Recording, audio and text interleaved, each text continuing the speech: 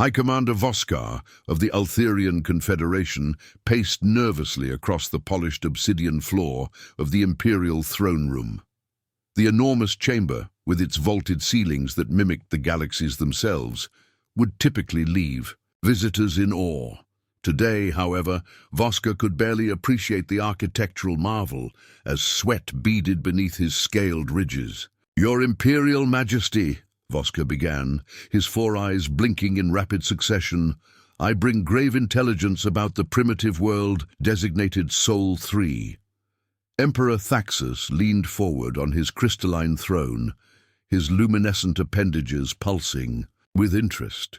The ruler of 37 star systems and countless worlds rarely gave his full attention to reports about backwater planets, but something in Voskar's demeanor had piqued his curiosity. "The humans," Voskar continued, "are not as primitive as our initial survey suggested.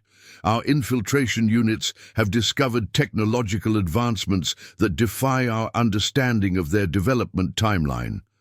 The Emperor's chief advisor, Nilith, stepped forward from the shadows. Her translucent skin glowed faintly as she spoke. The Sol system was categorized as a Class 4 pre-contact civilization. Their spacefaring capabilities are rudimentary at best.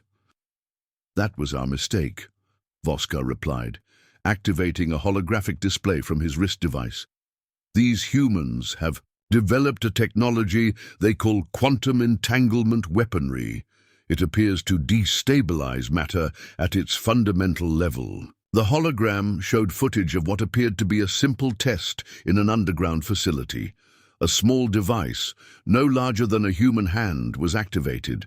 In an instant, a titanium block 3 meters thick simply ceased to exist.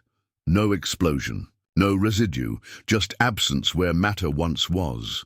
A murmur rippled through the assembled Imperial court. "Impossible," whispered Nilith.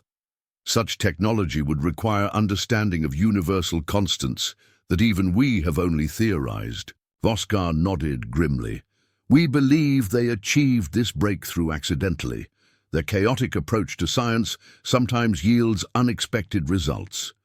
They lack the wisdom to handle such power, yet they possess it nonetheless." Emperor Thaxus rose to his full height, towering over his subjects. "If this intelligence is accurate, we cannot allow such dangerous beings to develop interstellar capabilities. Prepare the Armada. We will neutralize this threat before they realize their potential." Admiral Krell, commander of the Imperial fleet, stepped forward. The veteran of 100 planetary conquests looked troubled. "Your Majesty, standard protocol dictates observation for at least one solar cycle before intervention. These are not standard circumstances, Admiral," the Emperor replied coldly. "The footage doesn't lie. Begin preparations immediately." Little did they know that deep within Earth's Cheyenne Mountain complex, Commander Lyra Blackwood was already aware of their surveillance. The quantum entanglement detection grid she had personally designed had picked up the Altherian spy drones. Months ago, they took the bait, she announced to the assembled Joint Chiefs of Defense. "The fake quantum weapon display worked. They'll be mobilizing their fleet within hours." General Ortega, his weathered face illuminated by the strategic display, nodded slowly. "And they have no idea about our actual capabilities." Lyra's expression remained neutral, though a fierce pride burned within her chest. "None whatsoever. They think we stumbled upon quantum weaponry by accident. They have no concept of Project Prometheus or the dimensional phasing technology." "Then may the stars help them," whispered Admiral Tenzin. "They have no idea what they're walking into." The Imperial Armada emerged from hyperfold space at the edge of the Sol system, a magnificent array of warships that stretched across millions of kilometers. Each vessel was a marvel of advanced engineering, capable of reducing entire worlds to dust. Aboard the flagship Inexorable Dominion, Admiral Krell surveyed the tactical display with satisfaction. "Approach vector calculated. We'll position ourselves behind Luna and launch the first strike against their major military installations." The Emperor's holographic projection nodded approvingly. Excellent. The humans will never know what hit them. As the armada accelerated toward Earth, sensors began detecting unusual energy fluctuations emanating from the blue planet.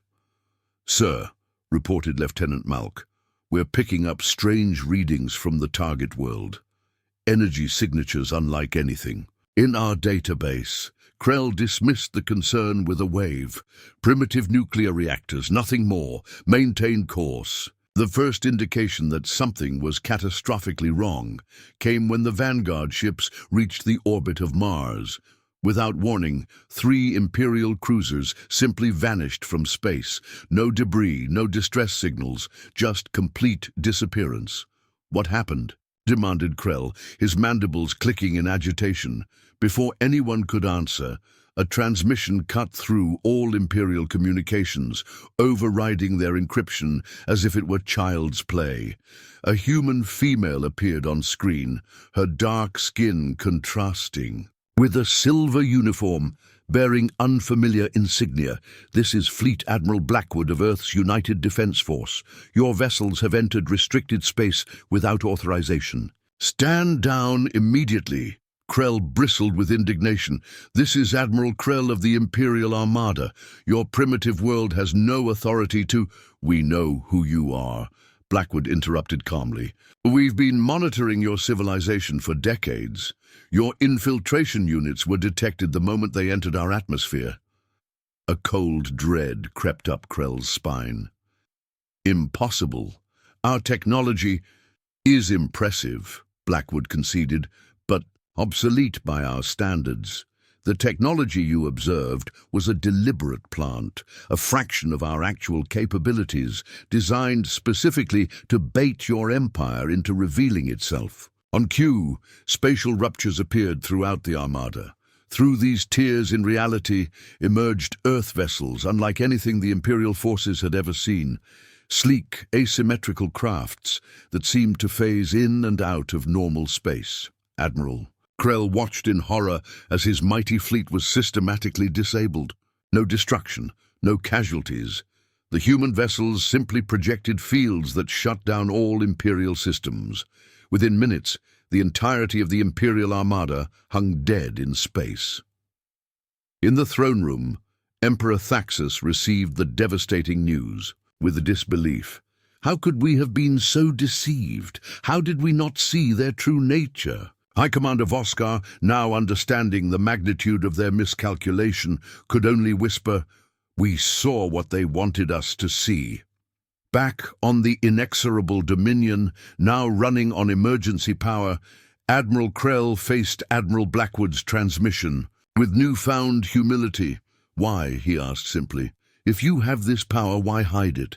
Blackwood's expression softened slightly. "Humanity learned long ago that true power lies not in domination, but in understanding. We could have destroyed your fleet, but instead we chose to educate. Your ships will regain power shortly, and you will be escorted back to your territory." She leaned closer to the screen. "Return to your Emperor with this message. Earth is not interested in conquest or submission. We seek peaceful coexistence with all sentient beings, but make no mistake, we will defend ourselves if threatened again." As promised, power gradually returned to the Imperial vessels as they retreated from Sol space under the watchful eyes of Earth's guardians. Admiral Krell realized a profound truth. The galaxy had irreversibly changed. The humans, those supposedly primitive beings from a backwater world, had just rewritten the balance of power throughout known space. And they had done it without firing a single shot.